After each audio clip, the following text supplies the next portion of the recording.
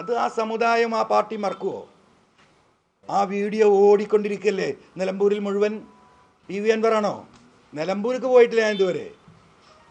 പിന്നെന്താ, മൂപ്പർക്ക് ദേശീയ അവാർഡ് കിട്ടി. പാഠമൊന്ന് വിലാപം, ഒരു സിനിമ. ഇവിടെ ദേശീയ അവാർഡുകൾ മുഴുവൻ കിട്ടാറ് എവിടെയാണ്? ഈ ന്യൂനപക്ഷ സമുദായത്തെ ഏറ്റവും മോശവൽക്കരിച്ച് എഴുതുന്ന കഥകൾക്കും തിരക്കഥകൾക്കും ഉണ്ടാകുന്ന സിനിമ. എന്താ പ്രമേയം? മുസ്ലിം സമുദായത്തിലെ ശൈശവ വിവാഹം ഒന്ന്. എന്താ രണ്ടാമത്തെ പ്രമേയം? നിങ്ങൾക്കറിയാം, ഈ മലയോര മേഖലയിലെ ആളുകൾ, അത് ക്രൈസ്തവനായാലും ഹിന്ദു ആയാലും മുസൽമാനായാലും വളരെ പാവപ്പെട്ടവരാ. മുസ്ലിം കുടുംബങ്ങളിൽ കുട്ടികളുടെ എണ്ണം കൂടുതലുണ്ടാവും. 3, 4, 5 പെൺമക്കളുണ്ടാവും. ചില വീടുകളിൽ ആൺമക്കളെ ഉണ്ടാവില്ല. 5 പൈസ അവരുടെ കയ്യിലില്ല. 30, 35, 40 വയസ്സായ മക്കൾ കൺമുമ്പിൽ നിൽക്കുമ്പോൾ ആ മാതാപിതാക്കളുടെ ഹൃദയം പൊട്ടുകയാണ്. ഒരു നിവൃത്തിയില്ലെങ്കിൽ റബ്ബെ ആരെങ്കിലും ഒന്ന് വന്നെങ്കിൽ എൻ്റെ കുട്ടിക്ക് കൈ പിടിച്ചു കൊടുക്കാം എന്ന് വിചാരിക്കും. അത്തരം ആളുകൾ വരുമ്പോൾ ഈ തമിഴ്നാട്ടിൽ നിന്നും കർണാടകയിൽ നിന്നും നമ്മുടെ നാടിൻ്റെ പല ഭാഗത്തു നിന്നും വരുന്ന ആളുകൾക്ക് കൈ പിടിച്ചു കൊടുക്കും. നിക്കാഹ് ചെയ്തവർ കൊണ്ടുപോകും. ചിലരൊക്കെ നന്നായി ജീവിക്കും, ചിലത് പ്രശ്നമാകും. അതാണ് പ്രമേയം. ഈ പറയുന്ന ദേശീയ അവാർഡ് കിട്ടിയില്ലേ?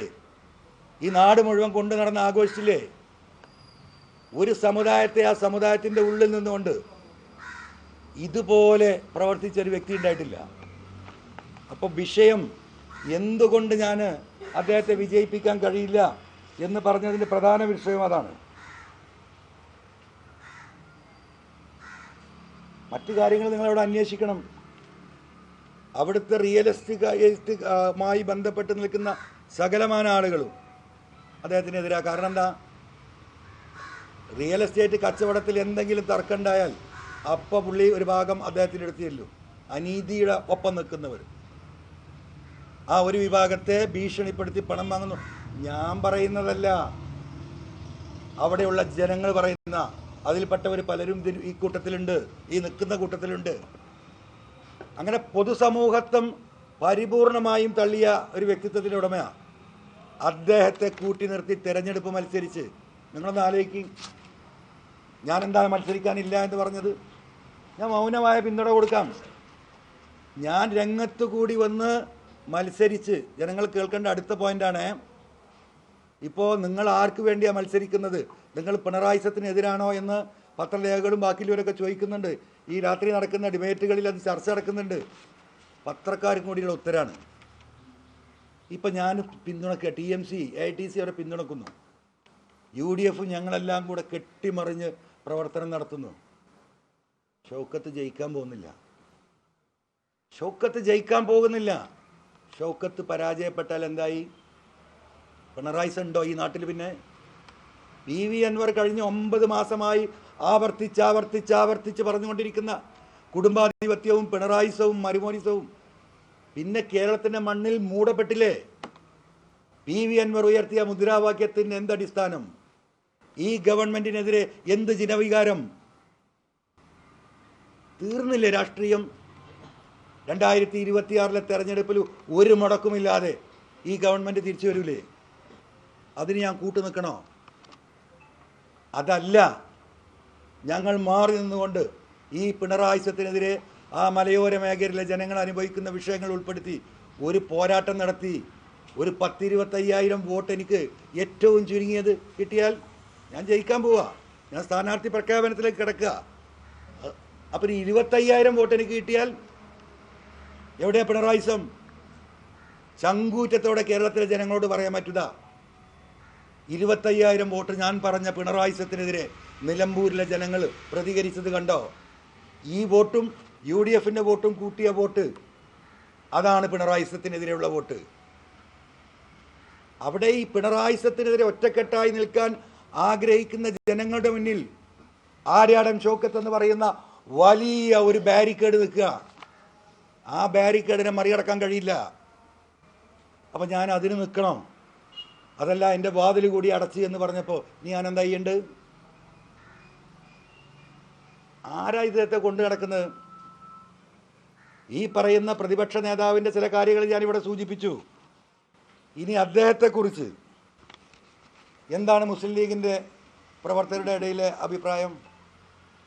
എന്താ ചർച്ച ഒന്നേ ഉള്ളൂ.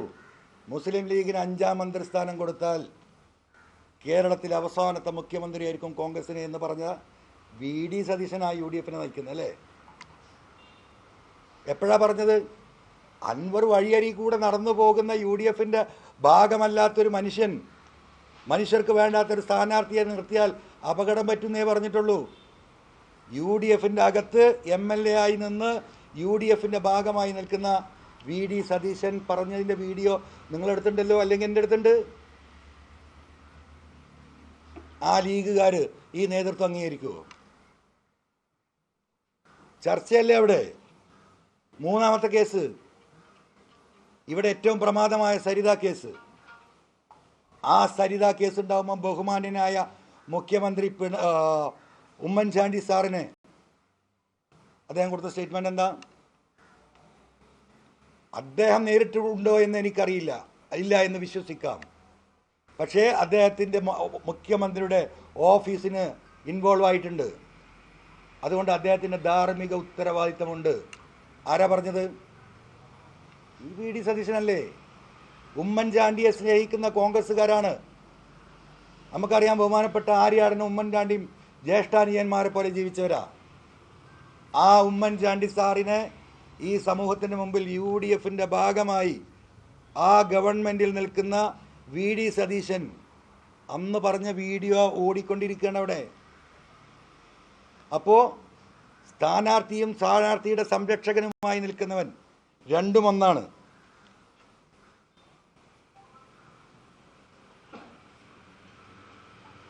അപ്പോൾ ഇവരെ വെച്ചുകൊണ്ടാണ് 2026 തെരഞ്ഞെടുപ്പിലേക്ക് ഈ പറയപ്പെടുന്ന UDF നേതൃത്വം ഇവരെ കൊണ്ടുപോകുന്നത്.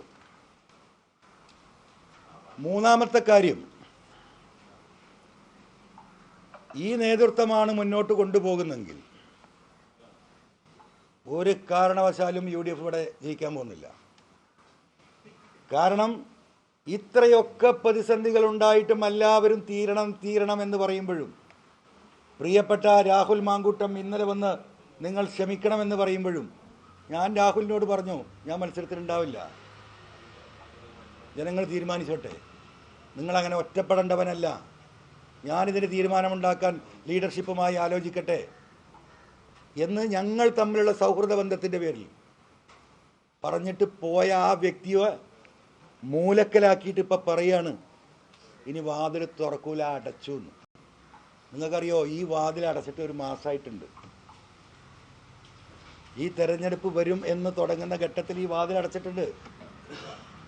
ഈ കാര്യം കൂടി പ്രിയപ്പെട്ട UDF പ്രവർത്തകരും വോട്ടർമാരും നേതാക്കന്മാരും നിങ്ങൾ കേട്ടോ.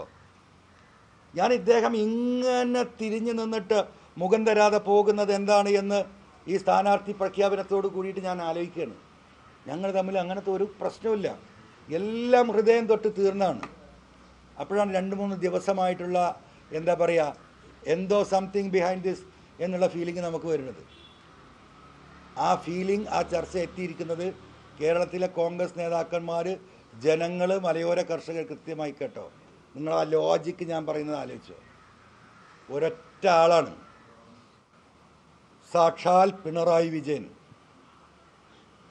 ഒറ്റക്കാരിയുള്ളൂ, അൻവറിനെ അടുപ്പിക്കരുത്. ഇടനിലക്കാരാ സംസാരക്കാർ. അടുപ്പിച്ചാൽ കുഴപ്പം നോക്കണല്ലോ.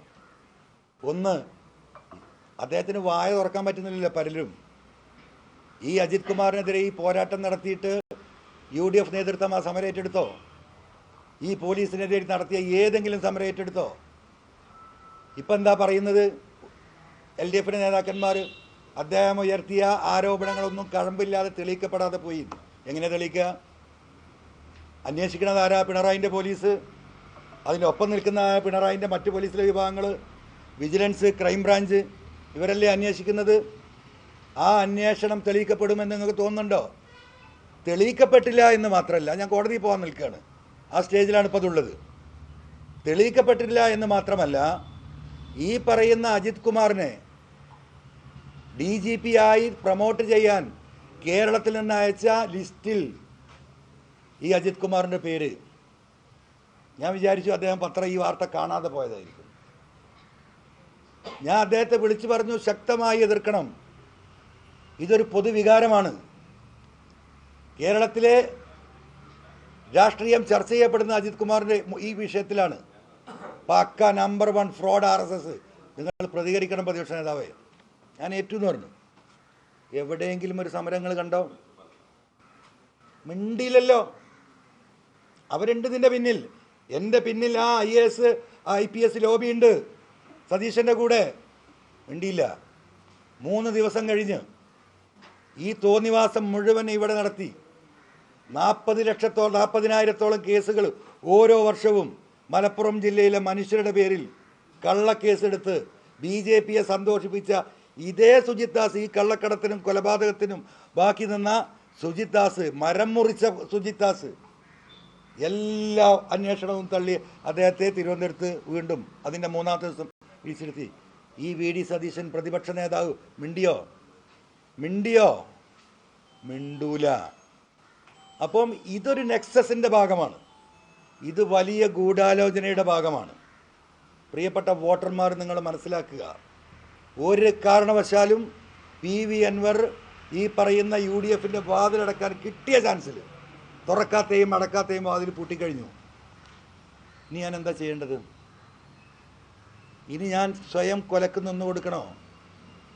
ഒരു ഭാഗത്ത് പിണറായി, ഒരു ഭാഗത്ത് RSS, ഇതുവരെ 2 മൂന്നാമത് VD സതീശൻ. ഈ 3 കത്രിക പൂട്ടിൻ്റെ അകത്ത് കഴുത്ത് വെച്ച് കൊടുക്കണോ? പിണറായിസത്തെ അവിടെ വിജയിപ്പിക്കണോ? അതാണ് ഇതിൽ അടിസ്ഥാനപരമായ ക്വസ്റ്റ്യൻ. അത് നിലമ്പൂരിലെ ജനങ്ങൾ തീരുമാനിക്കും. പിന്നെ എൻ്റെ പ്രിയപ്പെട്ട സുഹൃത്ത് സ്വരാജ് ഇന്നലെ വാർത്താസമ്മേളനത്തിൽ പോത്തുകല്ലിലെ പ്രളയം നടന്ന 2019 സ്വരാജിനെ അവിടെ കണ്ടില്ല എന്ന് ഞാൻ പറഞ്ഞു. അപ്പോൾ സ്വരാജിൻ്റെ ഞാനും ഒരു കൊടയൂടി പോകുന്നൊരു ഫോട്ടോ വിട്ടിട്ട് വലിയ ചർച്ചയാണ്. എന്താ അടിസ്ഥാനം? സ്വരാജ് ആ പഞ്ചായത്തുകാരനാണ്. അവിടെ നടന്ന ഇടപാടുകളിൽ, നടത്തിയ പ്രവർത്തനങ്ങളിൽ 1 മാസത്തോളം കല്ലിമുണ്ടും കൊടുത്ത് തലയിലൊരു തോർത്തുമുണ്ടും കെട്ടി ആ ജനങ്ങളോടൊപ്പം നിന്നോനെയാണ്. അങ്ങനെ ഒരു ഒറ്റ ഫോട്ടോകളൊന്ന് അദ്ദേഹം സാധാരണ ഉണ്ടാകുന്ന, ഇതിപ്പോൾ ഞാനിരിക്കുന്ന നല്ല വെടിപ്പാക്കിയ ഡ്രസ്സിൽ ഇത് ആരംഭിച്ച് കുറച്ച് ദിവസം കഴിഞ്ഞപ്പോൾ എൻ്റെ കൂടെ ഒന്ന് ചില സ്ഥലങ്ങളിൽ പോയി ഒന്ന് ഫോട്ടോ എടുത്ത് വിട്ടു. അതാണോ ഇടപെടൽ? അങ്ങനെയാണോ ആ പറഞ്ഞ വിഷയത്തെ കാണേണ്ടത്? അപ്പോൾ ഒരു വാക്ക് പറഞ്ഞതിൻ്റെ പേരിൽ ഒരു കാര്യത്തിലും ഇടപെട്ടിട്ടില്ല. ഇപ്പം ഞാൻ ഈ പറയുന്ന കാശ്മീരിൻ്റെ കാര്യത്തിൽ ഭീകരാക്രമണം ഈ നാട്ടിൽ നടന്നപ്പോൾ എന്ത് സ്റ്റേറ്റ്മെൻറ്റാണ് കൊടുത്തത്? സിന്ദൂർ ഓപ്പറേഷനെതിരെ പറഞ്ഞവരല്ലേ? എന്താണ്? ഒരു മുടക്കില്ല. അവിടെ പാവപ്പെട്ട മുസ്ലിങ്ങളെ ആക്രമിക്കപ്പെടുകയാണെന്നുള്ള കള്ള നരേഷൻ ഉണ്ടാക്കുക. ഈ രാജ്യത്തെ ഭീകര വർഗീയവാദികൾ ഒരു രാജ്യത്ത് കടന്ന് ആക്രമിച്ചിട്ട് അതിനെ തിരിച്ചടിക്കാൻ ഈ ഗവൺമെൻറ് എടുക്കുന്ന തീരുമാനത്തിന് ഇന്ത്യയിലെ മുഴുവൻ ജനങ്ങളും പിന്തുണ കൊടുത്തപ്പോൾ സ്വരാജും പിണറായിയും അവിടെ എന്തെങ്കിലും മുസ്ലിങ്ങളുടെ പേര് പറഞ്ഞ് മുസ്ലിങ്ങളെ സ്വാധീനിക്കാൻ ശ്രമിക്കുക. അതാണോ ഒരു രീതി? നീ അത് പോട്ടെ, അദ്ദേഹത്തിൻ്റെ സ്വന്തം നാട്ടിലാണല്ലോ മലപ്പുറം. ഞാൻ ഈ പറയപ്പെട്ട ന്യൂനപക്ഷ ആക്രമണങ്ങൾക്ക് എതിരായി പോലീസിനെതിരെ എവിടെയെങ്കിലും ഒന്ന് ശബ്ദം ഉയർത്തിയ? എവിടെയെങ്കിലും? ഈ പറയുന്ന ആര്യാടൻ ഷൗക്കത്തും സ്വരാജും തമ്മിൽ എന്താ വ്യത്യാസം? സ്വരാജ് മുന്നണി പോരാളി പിണറായിക്ക് വേണ്ടിയിട്ട്, ഈ പറയുന്ന ആര്യാടൻ ഷൗക്കത്ത് പിന്നണി പോരാളി. ഒരു സ്റ്റേറ്റ്മെൻറ്റ് പിണറായിസത്തിനെതിരെ ആര്യാടൻ ഷൗക്കത്ത് തൊള്ള തുറന്ന് പറഞ്ഞത് നിലമ്പൂരിലെ വോട്ടർമാർക്ക് കാണിച്ചു തരാൻ പറ്റുമോ? പിണറായിസത്തിനെതിരെയുള്ള സ്ഥാനാർത്ഥിയാണല്ലോ. ഒരു സ്ഥാനാർത്ഥി പിണറായിസത്തിൻ്റെ വാഴ്ത്തുപാട്ടുകാരൻ, രണ്ടാമത്തെ സ്ഥാനാർത്ഥി പിന്നണി പ്രവർത്തകൻ പിണറായിസത്തിൻ്റെ. അവരുമായിട്ടുള്ള യോജിച്ച പോക്ക് എത്ര കാലമായി? ഈ മനുഷ്യരെ മുഴുവൻ, ഈ തൊഴിലാളികളെ മുഴുവൻ ഇവിടെ പിഴിയുമ്പോൾ, ഈ മണൽ തൊഴിലാളികളെ മോട്ടോർ സൈക്കിളിൽ 3 ആൾ പോകുമ്പോൾ പിഴയിടുമ്പോൾ ഈ പോലീസിൻ്റെ അതിക്രമത്തിൽ ഒരു സ്റ്റേറ്റ്മെൻറ്റ് നടത്തിയത് കാണിച്ചു തരാൻ പറ്റുമോ? VD സതീശന് ഈ പറയുന്ന ഷൗക്കത്തിൽ നിന്ന്? നിങ്ങൾ ആരെയാണ് നിർത്തിയത്? എവിടെയാണ് പിണറായി സത്തെ ആര്യാടൻ ഷൗക്കത്ത് എതിർത്തിട്ടുള്ളത്? ഏതെങ്കിലും ഒരു മേഖലയിൽ കാണാൻ പറ്റുമോ? ഇപ്പോൾ ഇതാ വിസ്ഡം സ്റ്റുഡൻസ് ഫെഡറേഷൻ്റെ മീറ്റിംഗ് കഴിഞ്ഞ 13-ാം തീയതിയോ 15-ാം തീയതിയോ പെരിന്തൽമണ്ണയിൽ നടത്തിയപ്പോൾ പോലീസിലെ RSS പോയി നടത്തിയ ആക്രോശം കേരളത്തിലെ ജനങ്ങൾ കണ്ടതാ. എല്ലാവരും പ്രതികരിച്ചു. ഈ പറയുന്ന രാഹുൽ മാങ്കൂട്ടമാണ് അതിനെതിരെ സ്റ്റേറ്റ്മെൻ്റ് ഇട്ടിട്ടുള്ളത്. അദ്ദേഹത്തിൻ്റെ നിഷ്പക്ഷമായ നിലപാടാണ്, അദ്ദേഹത്തിൻ്റെ മതേതര നിലപാടാണ് അദ്ദേഹത്തെ ഈ പറയുന്ന പാലക്കാടൊക്കെ 17,000-ലേക്ക് എത്തിയത്. ഈ VD സതീശൻ്റെ മൂക്കിൻ്റെ ചോട്ടിലല്ലേ, സോറി ഈ പറയുന്ന ആര്യാടൻ്റെ മൂക്കിൻ്റെ ചോട്ടിലല്ലേ? ആര്യാടൻ ഷൗക്കത്ത് ഒന്ന് പ്രതികരിച്ചോ? സൂട്ടരെ ഒരു വട്ടം പ്രതികരിച്ചോ? പ്രതികരിക്കൂല. വെള്ളാപ്പള്ളി നടേശൻ സാറ് നിലമ്പൂരിൽ വന്നിട്ടാണ് പറഞ്ഞത് മലപ്പുറം ജില്ലയിൽ ശ്വാസം മുട്ടാണ്. SNDPയുടെ ബഹുമാന്യ ജനറൽ സെക്രട്ടറി ഈ മലപ്പുറം ജില്ലയിലെ ഹൈന്ദവരായിട്ടുള്ള സകലമാന ആളുകളും അതിനെ എതിർത്തു. ഞങ്ങൾ നല്ല ശുദ്ധവായു ശ്വസിച്ച് ഞങ്ങളുടെ അയൽവാസികൾ മുസൽമാനാണ് എന്ന് മനസ്സിലാക്കി സമാധാനത്തോടു കൂടി കിടന്നുറങ്ങുകയാണ് എന്ന് അദ്ദേഹം ഉയർത്തിയ ആ വാദത്തെ ഗണ്ണിച്ചത് ഇവിടുത്തെ ഹൈന്ദവ സമുദായമാണ്. എൻ്റെ ആര്യാടൻ ഷൗക്കത്ത് ആ നിലമ്പൂരിൽ അവൻ്റെ വീട്ടിൻ്റെ മുന്നിലൂടെയാണല്ലോ അദ്ദേഹം പോയതും വന്നതും. മിണ്ടിയോ? എവിടെയാണ് നിലപാട്? എന്തിനോടാണ് നിലപാട്? നിലമ്പൂരിലെ ജനങ്ങളോട് ഉത്തരം പറയണം. ഉത്തരം പറയാൻ കഴിയില്ല.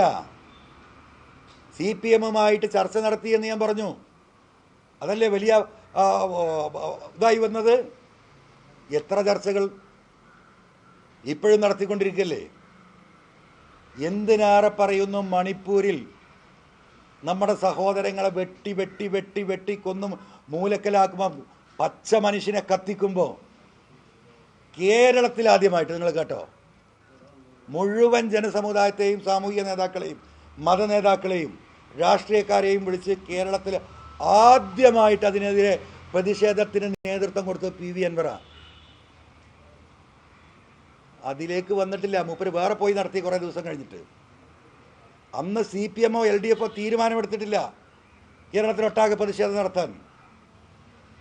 അതിനും വന്നില്ല. അപ്പം ആരോടാണ്? മനുഷ്യരോട് കടപ്പാടുണ്ടോ? മനുഷ്യ ജീവികളോട് കടപ്പാടുണ്ടോ?